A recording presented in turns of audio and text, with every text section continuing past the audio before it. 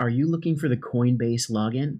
If you're looking for the Coinbase login to trade cryptocurrencies such as Bitcoin or Ethereum, you've come to the right place. Let's take a look and I'll show you how to find the Coinbase login.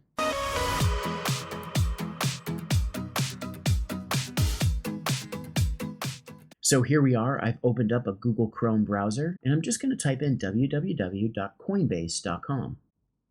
When I type in coinbase.com, I'm brought to the Coinbase homepage. Now, just so you know, there's also the Coinbase mobile app, and even if you have a Coinbase wallet, there's an app for your mobile phone as well.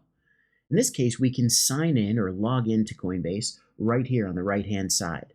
So if you're looking for the Coinbase login, click right here to sign in. If you haven't created a Coinbase account yet, you can click on Sign Up. There's also a link down below that will allow you to sign up as well. I hope you found this video helpful in your search for the Coinbase login.